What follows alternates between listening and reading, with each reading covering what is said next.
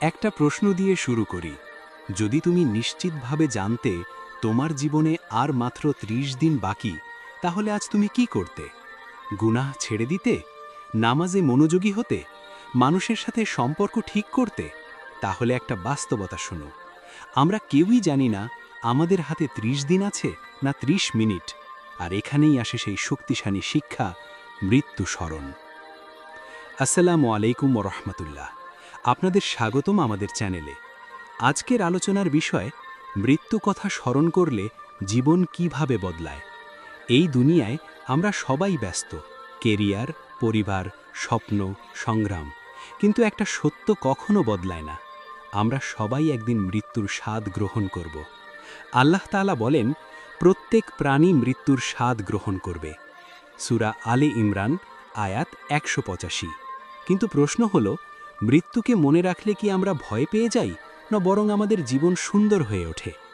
আজ আমরা কোরআন ও হাদিসের আলোকে জানব, মৃত্যু স্মরণ কিভাবে একজন মানুষের জীবনকে বদলে দেয়। মৃত্যু স্মরণ মানুষকে গুনাহ থেকে দূরে রাখে।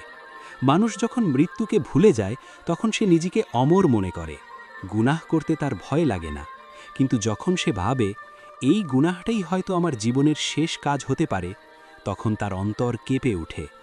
রাসূল সাল্লাল্লাহু আলাইহি ওয়াসাল্লাম বলেছেন, তোমরা অধিক পরিমাণে সেই জিনিসকে স্মরণ করো যা সব সুখ স্বাচ্ছন্দ্যকে ধ্বংস করে দেয়, অর্থাৎ মৃত্যু।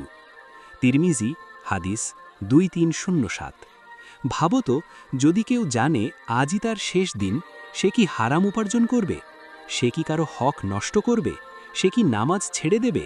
না, বরং সে চেষ্টা করবে তার শেষটা যেন ভালো হয়। মৃত্যু স্মরণ মানুষকে দুনিয়ার মোহ থেকে মুক্ত করে। আজকের পৃথিবীতে আমরা দুনিয়ার পেছনে ছুটছি, টাকা, নাম, ফলোয়ার, স্ট্যাটাস। কিন্তু মৃত্যু স্মরণ আমাদের শেখায় এসব কিছুই স্থায়ী নয়। আল্লাহ তাআলা বলেন, দুনিয়ার জীবন তো শুধু ধোঁকা ছাড়া কিছুই নয়। সূরা আল হাদিদ, আয়াত ২০। যখন একজন মানুষ কবরের কথা ভাবে, সে বুঝতে পারে তার সাথে যাবে না তার ব্যাংক ব্যালেন্স, যাবে না তার প্রাসাদ, যাবে শুধু তার আমল। তখন তার অগ্রাধিকার বদলে যায়। দুনিয়া নয়, আখেরাত হয়ে ওঠে তার লক্ষ্য। মৃত্যু স্মরণ মানুষকে নেক আমলের প্রতি আগ্রহী করে তোলে। যখন কেউ জানে তার সময় সীমিত, তখন সে সময় নষ্ট করতে চায় না। রাসূল সাল্লাল্লাহু আলাইহি ওয়াসাল্লাম বলেছেন, ৫টি জিনিসের আগে ৫টি জিনিসকে গুরুত্ব দাও, তোমার মৃত্যুর আগে তোমার জীবনকে। হাকিম, হাদিস ৭৮৪৬। মৃত্যু স্মরণ করলে নামাজে মন বসে, কোরআন পড়তে ইচ্ছে করে, দান সাদকা করতে ভালো লাগে, মানুষের উপকার করতে মন চায়, কারণ সে জানে এই সুযোগ আর ফিরে আসবে না। মৃত্যু স্মরণ অহংকার ভেঙে দেয়। মানুষ যখন নিজেকে বড় কিছু মনে করে, তখন সে অহংকারী হয়ে ওঠে। কিন্তু মৃত্যু তাকে মনে করিয়ে দেয় সে একদিন মাটির নিচে চলে যাবে। আল্লাহ তাআলা বলেন, তুমি মাটিতে অহংকার করে চলো না। তুমি কখনো পৃথিবীকে বিদীর্ণ করতে পারবে না এবং পাহাড়ের সমান উচ্চতায় পৌঁছতে পারবে না। সূরা আল ইসরা, আয়াত ৩৭। মৃত্যু স্মরণ মানুষকে বিনয়ী করে তোলে। সে বুঝতে পারে সে আসলে খুবই দুর্বল একজন বান্দা। মৃত্যু স্মরণ মানুষের সম্পর্কগুলোকে ঠিক করে দেয়। আমরা অনেক সময় রাগ, অভিমান, অহংকারের কারণে সম্পর্ক নষ্ট করি। কিন্তু যদি কেউ ভাবে, আমি হয়তো কাল বেঁচে থাকব না, তাহলে সে কি কারো সাথে ঝগড়া রেখে ঘুমোতে পারবে? রাসূল সাল্লাল্লাহু আলাইহি ওয়াসাল্লাম বলেছেন, মুসলিম হলো সে যার জিহ্বা ও হাত থেকে অন্য মুসলিম নিরাপদ থাকে। বুখারী, হাদিস ১০। মৃত্যু স্মরণ করলে আমরা ক্ষমা করতে শিখি, আমরা ক্ষমা চাইতে শিখি, আমরা মানুষের সাথে ভালো ব্যবহার করি, কারণ আমরা জানি এটাই হয়তো শেষ দেখা। মৃত্যু স্মরণ তওবার দিকে ফিরিয়ে আনে। আমরা সবাই গুনাহ করি, কিন্তু সমস্যা হলো আমরা তওবা করতে দেরি করি। মৃত্যু স্মরণ আমাদের শেখায় দেরি করার সুযোগ নেই।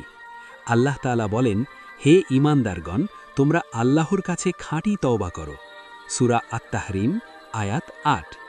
যখন একজন মানুষ বুঝতে পারে তার মৃত্যু যে কোনো সময় হতে পারে, তখন সে আজই তওবা করে। সে বলে, হে আল্লাহ, আমি ফিরে আসতে চাই। মৃত্যু স্মরণ আখেরাতের প্রস্তুতি বাড়ায়। মৃত্যু কোনো শেষ নয়, এটা নতুন জীবনের শুরু। কবর হলো আখেরাতের প্রথম ধাপ। রাসূল সাল্লাল্লাহু আলাইহি ওয়াসাল্লাম বলেছেন, কবর হলো আখেরাতের প্রথম ধাপ। যদি কেউ এতে সফল হয় তাহলে পরবর্তী ধাপগুলো সহজ হবে। তিরমিজি হাদিস 2315। মৃত্যু স্মরণ আমাদের প্রস্তুত করে কবরের জন্য, হাসরের ময়দানের জন্য, জান্নাতের জন্য। মৃত্যু স্মরণ জীবনকে অর্থবহ করে তোলে। যারা মৃত্যু ভুলে যায় তাদের জীবন অনেক সময় উদ্দেশ্যহীন হয়ে পড়ে, কিন্তু যারা মৃত্যু স্মরণ করে তারা জানে তাদের জীবনের একটি লক্ষ্য আছে। আল্লাহ তাআলা বলেন, আমি জিন ও মানুষকে সৃষ্টি করেছি শুধুমাত্র আমার ইবাদতের জন্য। সূরা আয-যারিয়াত আয়াত 56। তখন তার জীবন হয়ে ওঠে অর্থবহ, লক্ষ্যভিত্তিক, আল্লাহর সন্তুষ্টির দিকে ধাবিত।